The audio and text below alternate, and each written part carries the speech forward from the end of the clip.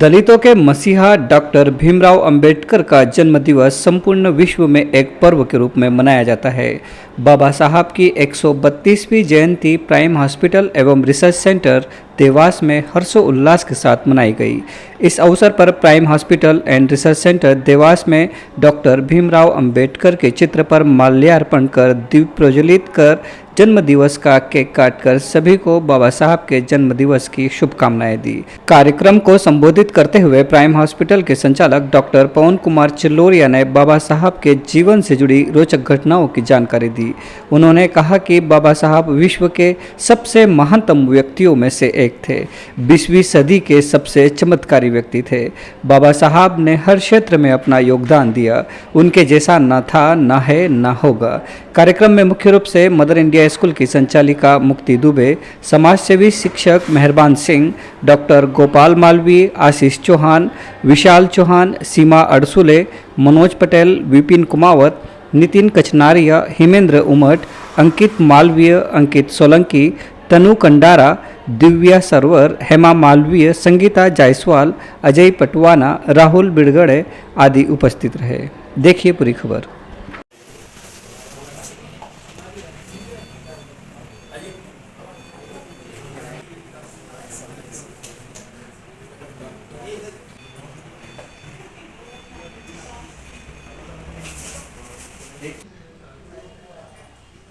ठीक है। Happy birthday बाबा साहब, हैप्पी बर्थडे बाबा साहब। बाबा साहब सांकेतिक केक खिलाते हैं।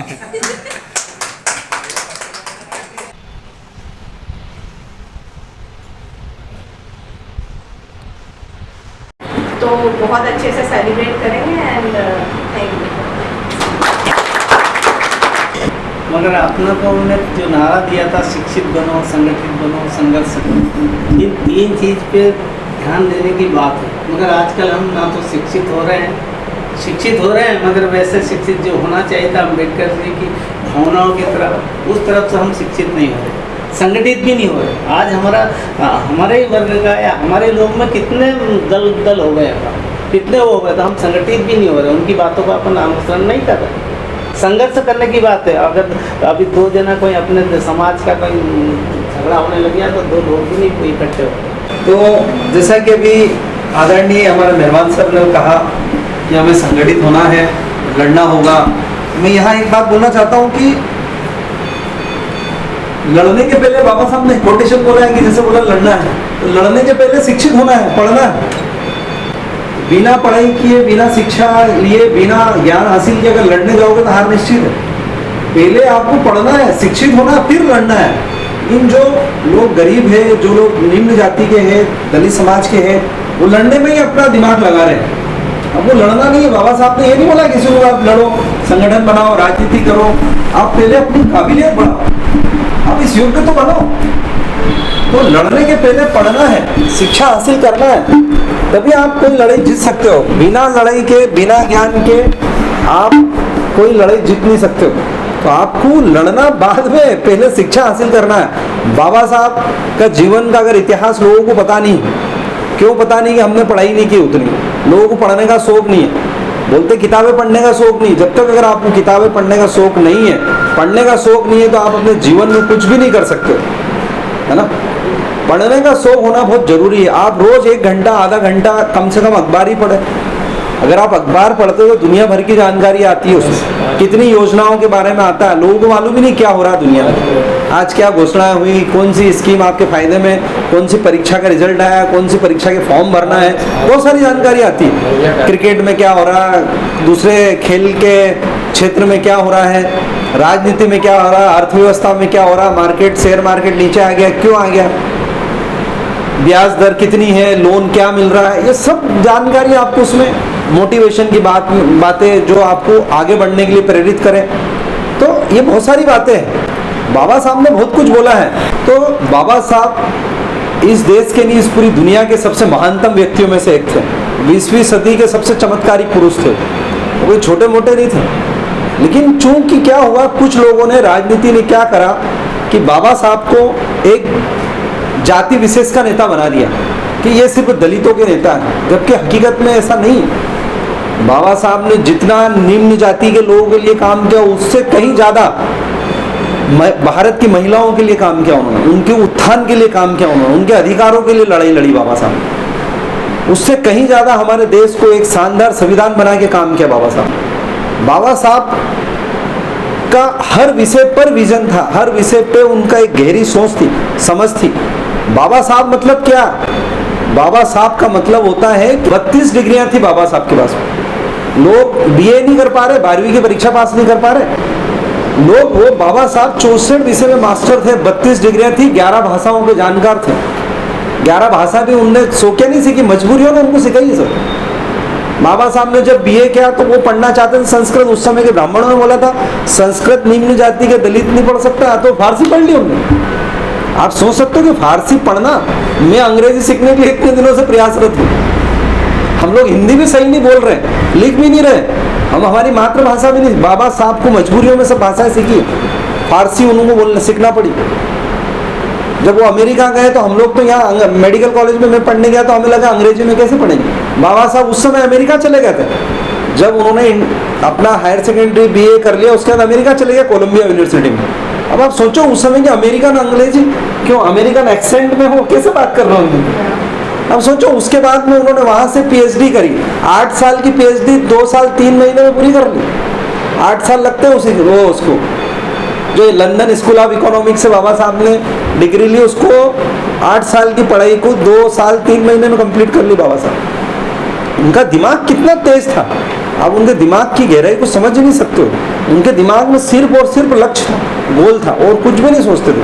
हम तो बहुत सारी बातें सोचते हैं, ये करना है, वो करना है, इसने ऐसा बोल दिया, उसने ये बोल दिया, घर में ये हो गया, पिताजी ने ये बोल दिया, ये यहाँ ये समस्या आ गई, वहाँ ये समस्या आ गई। उनके दिमाग में और कुछ भी नहीं था सिवाय लक्ष्य के। तो मैं बात कर रहा था बाबा साहब को सिर्फ एक वर्ग का नेता बना दिया है, तो वो गलत है। बाबा साहब के कई रूप हैं। बाबा साहब ने इस देश के निर्माण में जितना योगदान दिया वो किसी और नेता से कम नहीं था।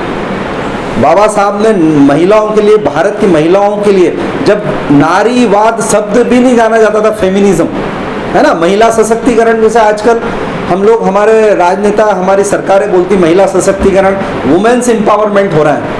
ये बाबा साहब ने 1920 में क्या 1900 मतलब वो जब मुझे लगता है स्कूल टाइम से समझ रहे थे महिलाओं को क्या परेशानी है। 1923 में जब बाबा साहब आए तो उन्होंने बहिष्कृत हितकारिणी सभा का निर्माण करा।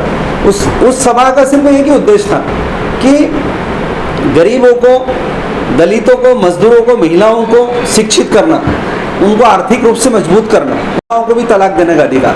बाबा साहब ने बोला कि पैतृक संपत्ति में अधिकार पहले सिर्फ पुरुष का था, बोले नहीं महिलाओं को भी अधिकार। बाबा साहब ने बोला नहीं महिलाओं को बच्चा गोद लेने का अधिकार। बाबा साहब ने मैटरनिटी लीव, जो ये मातृत्व अवकाश जो सरकारी नौकरी में देता है, ये बाबा साहब ने करवाया। जो हम लोग 8 घंटे आज सुबह बोलते 9 से 5 की ड्यूटी, ये बाबा साहब ने कराया। पहले तो कोई घंटे तय नहीं थे, जब अंग्रेजों की सरकार थी बाबा साहब ने ही बोला कि नहीं सिर्फ एक व्यक्ति 8 घंटे ही काम कर सकता। बाबा साहब ही थे जिन्होंने ESI PF जो हम कर रहे हैं ये बाबा साहब ने बनाया दिए सब नियम। मजदूरों के लिए, किसानों के लिए बाबा साहब ने कितने काम किए, सिर्फ दलितों के लिए काम नहीं किया उन्होंने, इस देश के उत्थान में उनका हर क्षेत्र में योगदान है। बाबा साहब ने जब लंदन स्कूल ऑफ इकोनॉमिक्स में पढ़ रहे थे एक थीसिस लिखी थी, problem of rupees and its origin and it's solution, मतलब रुपये की समस्या क्या है और इसका समाधान क्या है। तो उस थीसिस के आधार पर RBI की स्थापना, रिजर्व बैंक ऑफ इंडिया जो भारत की रिजर्व बैंक है, इसकी स्थापना 1930 में हुई थी। उनकी इस थीसिस के आधार पर अंग्रेजों ने जब ये थीसिस पढ़ी तो भैया यहाँ की अर्थव्यवस्था हिंदुस्तान की, उसके आधार पर उन्होंने रिजर्व बैंक की स्थापना हुई। आप समझ सकते हो, बाबा साहब अर्थशास्त्री थे, बाबा साहब कानून के विशेषज्ञ थे, बाबा साहब क्या नहीं थे, लेखक थे। कितनी किताबें लिखी बाबा साहब। बाबा साहब कॉलेज में पढ़ाते थे, बाबा साहब ने वकालत की, ठीक है, कितनी भाषाओं के जानकार थे, हर विषय में उनकी एक समझ थी। रिवर वैली प्रोजेक्ट बना, दामोदर प्रोजेक्ट जो दामोदर घाटी का एक प्रोजेक्ट बना, ये सब बाबा साहब ने बना दिया उस समय। नदियों को, नालों को जोड़ने की ये जो कल्पना थी बाबा साहब की थी। ये जो बाद की सरकारों में अटल बिहारी वाजपेयी ने सारी नदियों को, बोले पानी की कमी है तो सारी नदियों को इंटरलिंक किया, उन्होंने जोड़ा, तो ये बाबा साहब ने उस समय बताया।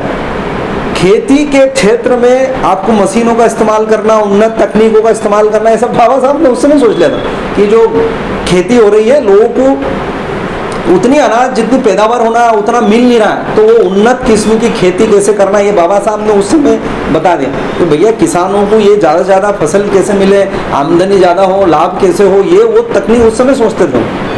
तो उन्होंने हर क्षेत्र में की जितनी ट्रेड यूनियन बनी हुई मजदूरों की, ये सब बाबा साहब ने उस समय बनाया था। तो बाबा साहब हर क्षेत्र में थे, लेकिन विडम्बना देखो कि नारियों के लिए, महिलाओं के लिए इतना क्या, महिलाओं का वो नारीवाद का चेहरा ही नहीं बन पाया कि उन्होंने महिलाओं के लिए जितने अधिकार दिए। उस समय कोल माइंस होती थी, खदानें होती थी, 5 फीट से नीचे रास्ता होता था जाने का।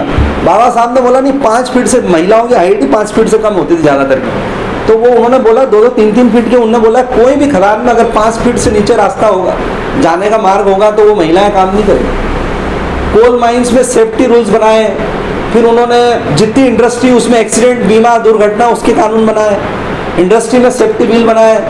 बाबा साहब ने इतने काम किए, इतने किए कि आप पढ़ोगे तो थक जाओगे, उनके काम नहीं थकेंगे, उनके बारे में उनकी उपलब्धियाँ, उन्होंने इतनी उपलब्धियाँ हासिल की और इतनी विपरीत परिस्थितियों में, इसलिए वो व्यक्ति साधारण व्यक्ति नहीं थे। लेकिन हम लोग इतना उनको पढ़ नहीं पाए, समझ नहीं पाए, ये हमारी गलती। हालांकि इंटरनेट आ गया, ये हुआ, तो हम लोग फेसबुक पे, व्हाट्सएप पे ये आते तो पढ़ते, तो हमें भी आश्चर्य होता है कि ये सब भी क्या था क्या, अच्छा ये भी क्या था क्या बाबा साहब ने, महिलाएं बैठी इतनी सारी, इन सबको नहीं पता होगा बाबा साहब ने महिलाओं के लिए क्या क्या है। तो महिलाओं ने ये बैठी है ना, घूंघट सब छोड़ के ना काम कर रही है, ये हो रहा वो मिल रहा है, ये सब बाबा साहब की देन है। जाति है, नीची जाति की, ये अगर बाबा साहब नहीं करते तो ये हमारा देश आज इतनी तरक्की कर रहा है, हम लोग आज दुनिया में बिल्कुल नाम खड़ा, अपने आप का सीना तान के खड़े हैं। मोदी जा रहे तो सर, अब हम लोग गर्व से पूरी दुनिया को बता रहे हैं। नहीं तो अगर ये सब अनटचेबिलिटी रहती, छुआछूत रहता, तो ये सब अपने वही नहीं होता, दुनिया के सामने हमारी कोई वैल्यू नहीं होती। क्योंकि वेस्टर्न कंट्री जो होती है, अमेरिकन कंट्री या यूरोपियन कंट्री, वहाँ पे मानव अधिकार को बहुत महत्व दिया जाता है, इंसान के अधिकार, है ना। तो ये इंसानों के अधिकार उस समय सबसे पहले अंग्रेजों ने दिए। हालांकि हम लोग अंग्रेजों को बोलते कि उन्होंने हमारे देश पे कब्जा कर लिया, हमें गुलाम बना लिया, लेकिन अंग्रेजों ने क्या 1830 में लॉर्ड मेकाले आए, उन्होंने एजुकेशन का कानून लाया। सबसे पहले उन्होंने दास्ता कानून लाया कि गुलाम बनाने की प्रथा खत्म, पहले नीची जाति के लोगों को गुलाम बनाया जाता था। फिर ये जो लॉर्ड मेकाले थे उसने सबसे पहले दास्ता रूल्स लाया, उन्होंने बोला ये खत्म करो, कोई किसी का गुलाम नहीं, इंसान सब बराबर है। उसके बाद 1833 में पढ़ने का कानून बना। कब बना? 1833 में, तो सब लोग पढ़ सके। तब जाके ये जो महात्मा ज्योतिबा बाबा फुले की अभी जयंती थी 11 अप्रैल को, फिर उन्होंने पढ़ाई की, उनका जन्म 1827 में होता है, उनने शिक्षा ली। 1848 में पहला स्कूल उनकी जो घरवाली थी सावित्रीबाई फुले ने 1848 में प्राइवेट स्कूल खोला पढ़ाने के लिए महिलाओं को। कहाँ पे? पुणे में, सतारा में शायद थे वो, सतारा या पुणे में, कहीं पे। तो उस समय महात्मा ज्योतिबा फुले के साथ में भी भेदभाव हुए। वो किसी की बारात में जा रहे थे, उनके दोस्त ने उनको भगा दिया है कि तुम तो, हालांकि वो माली समाज थे, तो जो ब्राह्मण नहीं है, जो क्षत्रिय नहीं है, जो वैश्य नहीं है और जो शूद्र है, वो सब बाहर थे, वो सारे शूद्र थे जो इस समाज में नहीं आते। भले ये सब SC/ST माने जाते थे, चाहे यादव हो, चाहे आप कोई दूसरी समाज के हो, माली हो, सब हो, आप या तो ब्राह्मण हो या क्षत्रिय हो या वैश्य हो, इसके अलावा सब शूद्र है। उस समय जो मनुस्मृति के कानून था, तो महात्मा ज्योतिबा फुले ने भी अपनी तकलीफ सही, उन्होंने जीवन भर समाज सुधारने के लिए काम किए। गुलामगिरी किताब लिखी है, जिसमें उन्होंने क्या बोला वो भी सुन लो। उसमें उन्होंने बोला कि मति बिना गई, विद्या बिना गई मति, कि आपने विद्या नहीं ली तो आपकी मति सोचने समझने की ताकत ही नहीं रही। विद्या बिन गई मति, मति बिन गई गति। जब हमारी दिमाग ही नहीं तो हम लोग काम करने की स्पीड ही नहीं, काम करने की वही नहीं है। गति बिन गया वित्त, कि आपकी गति नहीं तो आपको पैसा ही नहीं मिलेगा, वित्त ही नहीं है। और एक विद्या ने कितने अनर्थ किए, है ना। एक विद्या ने तो शूद्र चरमरा गया, मतलब जो नीचे के लोग थे उनको विद्या नहीं मिली तो उनकी पूरी व्यवस्था ही सारी खराब हो गई। तो ये गवर्नमेंट, उन्होंने जो गुलामगिरी किताब लिखी उसमें है, और भी उनकी कुछ किताबें हैं, और भी उनके बहुत सारे कोटेशन हैं। हम बाबा साहब की बात करें तो बाबा साहब ने महिलाओं के लिए बहुत सारे काम किए, मजदूरों के लिए किए, किसानों के लिए किए, दलितों के लिए किए। बाबा साहब का मतलब ये हुआ कि आर्थिक, राजनीतिक, सामाजिक, शैक्षणिक समानता होना, किसी प्रकार का भेदभाव नहीं होना, है ना। अत्याचार से लड़ना ही बाबा साहब ने सिखाया है कि कैसे आपको अपना सामना करना, कि छुआछूत, ऊंच नीच, जातिवाद, भेदभाव सब खत्म करना। बाबा साहब का मतलब ही दूसरा नाम ही है अनस्टॉपेबल, जिसको कोई रोक नहीं सकता। बाबा साहब को रोकने के लिए बचपन से एक सीरियल आता है क्यू टीवी पे, अगर कुछ लोग देखते होंगे तो उसमें बताते हैं कितने सारे हर सीरियल में षड्यंत्र होते हैं बाबा साहब को स्कूल जाने में परेशानी, दैनिक जीवन में उनकी परेशानी। बाबा साहब के साथ इतना भेदभाव हुआ, इतना अमानवीय व्यवहार हुआ, लेकिन बाबा साहब कभी भी रुके नहीं और उन्होंने कभी भी किसी को गाली नहीं बकी, किसी के लिए बुरा नहीं बोला। आप समझ सकते हो इतना सब होने के बाद में उन्होंने कभी किसी के लिए अपशब्द नहीं बोले बाबा साहब ने। आप सोचो उनके दिमाग की कितनी स्थिरता थी। उन्होंने लाख उनके साथ भेदभाव हुआ सब क्या, लेकिन उन्होंने अपना दिमाग लगाया आगे बढ़ने में, तरक्की करने में, समाज की, अपनी समाज की, देश की, उसमें योगदान दिया कि कैसे मेरा देश आगे बढ़े, कैसे मेरे समाज में सुधार हो, कैसे मैं देश की तरक्की में मदद कर सकूं। तो उन्होंने किसी से लड़ाई नहीं लड़ी, उनको मालूम था कि ये कमज़ोर का खेल है। बाबा साहब, जो आदमी कुछ कर नहीं पाता हमेशा दूसरे को दोष देता, बाबा साहब ने कभी किसी को दोष नहीं दिया। उन्होंने अपने रास्ते खुद बनाए और आगे बढ़ते रहे। और बाबा साहब को इतनी इज्जत क्यों मिली? आपने कभी सोचा इसलिए कि दलित थे, इसलिए कि रिजर्वेशन था? नहीं, बाबा साहब के समय तो कोई कानून नियम ही नहीं थे, सिर्फ अंग्रेजों के कानून नियम थे। बाबा साहब ने इतनी विपरीत परिस्थितियों में अपना स्थान हासिल किया। बाबा साहब को इतनी इज्जत इसलिए मिली कि बाबा साहब ने उस समय बाबा साहब के बराबर पढ़ने, मतलब पढ़ा लिखा आदमी नहीं था पूरा हिंदुस्तान में। जब नेहरू जी भी थे, गांधी जी भी थे, सरदार भी थे, नेताजी सुभाष चंद्र बोस भी थे, सारे बड़े बड़े फ्रीडम फाइटर थे, उनके बराबर पढ़ा लिखा कोई नहीं था। उन्होंने जो डिग्री ली है ना, आज तक भी नहीं ली किसी ने। दूसरे KR नारायणन थे जो राष्ट्रपति, उन्होंने वो DSc दी थी, डॉक्टर ऑफ साइंस की डिग्री। वो लंदन स्कूल ऑफ इकोनॉमिक्स से सिर्फ 2 ही लोग हैं दुनिया में जिन्होंने वो डिग्री ली। तो बाबा साहब इसलिए इतने थे कि उनके दिमाग इतना ज़्यादा था विकसित, मतलब वो इतने ज़्यादा वो थे इंटेलिजेंट। दुनिया में बहुत सारे लोग इंटेलिजेंट पैदा हो गए, इसके पहले भी हुए होंगे, अभी भी हुए, बाद में भी थे, लेकिन उनके जैसा इंटेलिजेंट आदमी और उनमें सीखने की तीव्र इच्छा थी। रोज़ पढ़ते थे। बाबा साहब बोलते 21 घंटा पढ़ते थे 24 घंटे में। कितने? 21 घंटा, 18 घंटे से 21 घंटे पढ़ते थे। हम लोग 1 घंटे अखबार पढ़ लेते तो लगता है बहुत हो गया, उठ जाओ बैठ जाओ। 21 घंटे पढ़ते थे बाबा साहब। तो हमेशा सीखते रहे, आगे बढ़ते रहे। बाबा साहब ने बोला आप अपना लक्ष्य सीधे साधो और अपनी पूरी काबिलियत और अपनी योग्यता से आप उस लक्ष्य को आगे कैसे भी उसको प्राप्त करना है। अपना लक्ष्य बनाओ, लक्ष्य को पाने के लिए अपनी काबिलियत बढ़ाओ, अपनी योग्यता बढ़ाओ, अपने आप को इतना लायक बनाओ कि आप आगे बढ़ो और खुद की मदद करो। बाबा साहब ने बोला सेल्फ हेल्प, इससे बड़ी कोई मदद नहीं। आप अपनी खुद की मदद करो, एक एक कदम आगे बढ़ो, है ना। हर व्यक्ति को अपना विकास करना चाहिए, अपनी बुद्धि का विकास करना चाहिए। हमने हमेशा यही बोला, हर व्यक्ति इधर उधर भटके नहीं, वो अपने लक्ष्य को प्राप्त करने के लिए आगे बढ़े। आज में बदलाव लाने का था, वो एक्चुअल काम बाबा साहब ने किया। जो ये बहुत मुश्किल है, हम इतने लोगों के आपस में एक दूसरे को नहीं कर सकते। मेरे परिवार में 5 लोग हैं तो मैं सबको इस बात के लिए राजी नहीं कर सकता कि मैं जो बोल रहा हूँ वही सही है। वो बोलेंगे नहीं नहीं, हम तुम्हारी बात नहीं मानेंगे। बाबा साहब ने बहुत असंभव काम को संभव करके दिखाया, इम्पॉसिबल काम को उन्होंने किया। इसलिए बाबा साहब इतने महान है ना। वो उनसे हमें सीखने को मिलता है। बाबा साहब से हमें प्रेरणा लेना चाहिए कि संघर्ष करना, आगे बढ़ना, कुछ भी कर सकते हो। उन्होंने एक बात और बहुत अच्छी बोली कि इंसान होना भी अपने आप में बहुत बड़ी बात है। कि आप इंसान हो, ये कोई छोटी मोटी बात नहीं।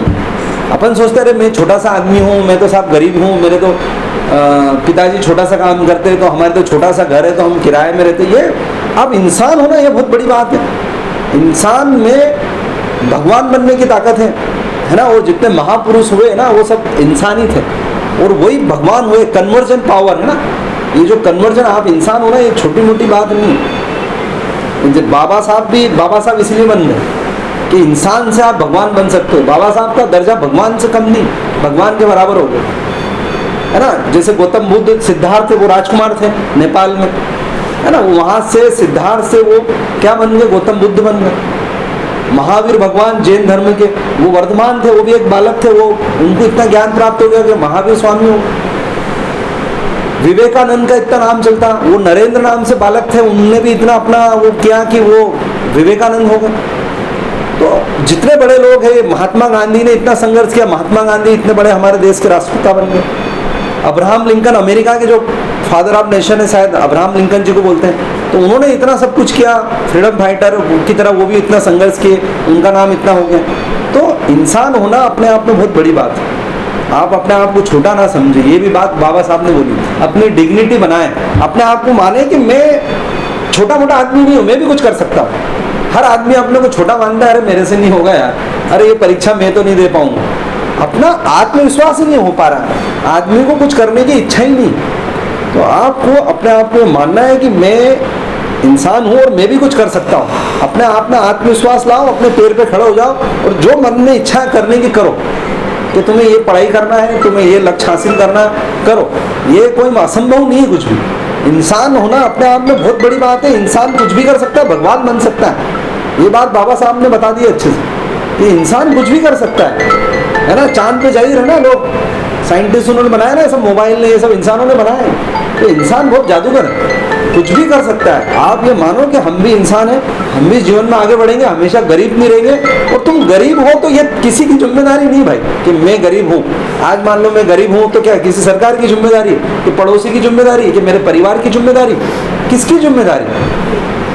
कोई गरीब है, कोई नीचे है, वो किसी की जिम्मेदारी नहीं, आपकी जिम्मेदारी है। क्योंकि आप शिक्षित नहीं बने, आपने अपनी एजुकेशन नहीं लाई इतनी, आप अपने आगे बढ़ने के लिए आपने कुछ नहीं किया, इसलिए आप गरीब हो। तो गरीब होना किसी की जिम्मेदारी नहीं है। अगर आपकी स्थिति बुरी है, आपके समय खराब चल रहा था, आप ही जिम्मेदार हो, है ना। आप फेसबुक पे इतने सारे कोटेशन पढ़ते हो, सब में लिखा रहता है कि आप आज जो हो ना वो आपका कल है। आपने कल जो निर्णय लिए थे उसकी वजह से आज आप ही हैं। हम यहाँ बैठे तो हमने जो कल किया था ना उसकी वजह से हम आज यहाँ हैं। और आगे भी अगर हम जाएंगे तो आज अच्छा काम करेंगे, हम आगे जाएंगे। तो कहने का मतलब है कि आप जो करते हो ना उसके लिए दूसरा कोई जिम्मेदार नहीं है, किसी और को दोष नहीं देना। आप अपने खुद के भाग्य विधाता हो, खुद के भविष्य को बना सकते हो। तो आपको अपने आप को आगे कैसे बढ़ाना, अपने आप को आगे क्या करना है, ये खुद आपको ही करना पड़ेगा। आपकी स्थिति बुरी है, आपकी स्थिति अच्छी है, इसके लिए आप ही जिम्मेदार हो। आप खुद ही अपने भाग्य के निर्माता हो। तो आप इंसान हो, इंसान में अपनी कीमत समझो और आप आगे बढ़ो। और बाबा साहब से हम ऐसे ही बहुत उनसे इंस्पिरेशन मिले, हमें प्रेरणा मिले, हम आगे बढ़े, मोटिवेट हो। ये हम लोग आज इसीलिए बैठे हैं। हम यहाँ किसी राजनीतिक उद्देश्य नहीं यहाँ बैठे, या हमारा कुछ और नहीं। हमारा उद्देश्य है हर व्यक्ति का विकास हो, उसकी बुद्धि का विकास हो। बाबा साहब यही बोलते हैं। बाबा साहब बोले आपका अंतिम लक्ष्य होना चाहिए अपनी बुद्धि का विकास करना। तो आप भी अपनी बुद्धि का विकास करो, अपने जीवन में आगे बढ़ो, आप तरक्की करो। बस हर व्यक्ति का ये, बाबा साहब बोलते हैं हर व्यक्ति का अगर विकास हो गया तो हमारी सारी समस्याएं की जड़ खत्म हो जाएगी, सारी समस्याएं खत्म हो जाएगी। हर व्यक्ति का विकास होना चाहिए। वो ऐसा नहीं हो पाएगा कि कुछ लोग समाज के विकास हो गया, वो बिजनेस कर रहे हैं, वो काम धंधा कर रहे हैं, कुछ लोग गरीब रहे हैं, वो ऐसा नहीं हो चाहते था। हमारे समाज का अंतिम व्यक्ति का भी विकास होना चाहिए, हर एक व्यक्ति का विकास होना चाहिए, तभी हमारा समाज, हमारा देश तरक्की करेगा और हम आगे बढ़ेंगे।